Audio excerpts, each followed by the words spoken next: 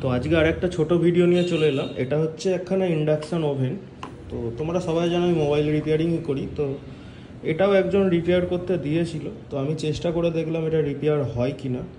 তো তো এটার প্রবলেম ছিল কি, এটা জাস্ট প্লাগটা লাগালেই, এই যে আমি দেখিয়ে দিচ্ছি, জাস্ট প্লাগটা লাগালেই ফিউজ উড়ে যাচ্ছিলো সাথে সাথে, মানে এইটা পুরো শর্ট ছিল। তো এটার যেই মেন জিনিস হচ্ছে এটা কয়েল, ঠিক আছে। কয়েলের নিচে একখানা বোর্ড আছে।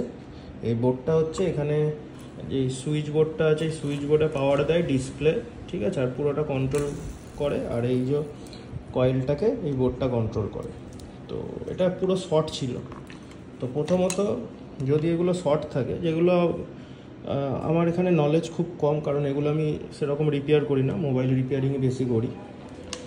তো তাও আমি এটা চেষ্টা করেছি আর এটা সাকসেস হয়েছি। তো মেন এগুলো যদি শর্ট থাকে, প্রথমত এই দুখানা লেগ একবার কন্টিনিউটি মোডে রেখে, বাজার মোডে রেখে এই দুটো একবার চেক করতে হবে। তো এখানে যদি ভোল্টেজ দেখায় কিছু, তাহলে জানবেন এটা শর্ট আছে। আর দ্বিতীয়ত এটা ডাইরেক্ট পাওয়ার অন করলে এটা জাস্ট এটা ফিউজ হয়ে যাচ্ছিলো, মানে ফিউজ উড়ে যাচ্ছিলো। তো প্রথমত এখানে একটা ফিউজ আছে, এই ফিউজটাও যদি পুড়ে যায় বা নষ্ট হয়ে যায় তো এটার জন্য প্রবলেম হয়। এটা আগে চেক করে নেব। তারপর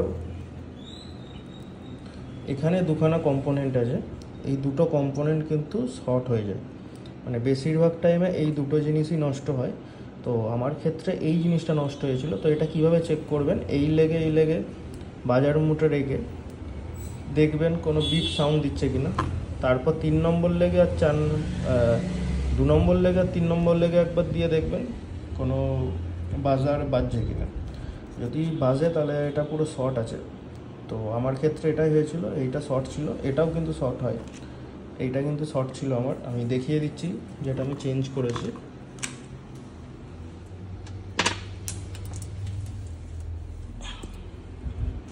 এই যে আমার এইটা কিন্তু শর্ট ছিল, এটা এখানে লাগানো ছিল, আমি দেখিয়ে দিচ্ছি একবার। এই যে এটার লেগটা দেখলে বুঝতে পারবেন এটার সাথে ম্যাচিং আছে, এটা কিন্তু এখানে লাগানো ছিল। তো এটা নাম্বারও দেখা যাচ্ছে না ঠিক, এটা নাম্বার আছে 20T135, ঠিক আছে। তো এটাই বেশি নষ্ট হয়, তো আমার ক্ষেত্রে এটাই হয়েছিল। তো এটা আমি এখানে চেঞ্জ করে দিয়েছি।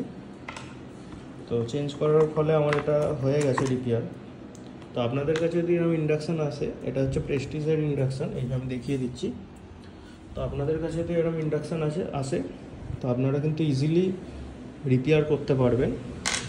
আর কোনো রকম যদি প্রবলেম হয় আমাকে কমেন্ট বক্সে জানান, আমি কিন্তু সেটার রিলেটেড একটা ভিডিও আমি বানিয়ে দেবো, বা কী করলে সেই প্রবলেমটার সলিউশন হবে সেটাও কিন্তু বলে দেবো। তো আজকের ভিডিওটা এইটুকুনি। ভিডিওটা ভালো লাগলে অবশ্যই কিন্তু চ্যানেলটা লাইক, কমেন্ট আর সাবস্ক্রাইব কিন্তু করে যাবে। দেখা হচ্ছে পরের কোনো ভিডিও নিয়ে।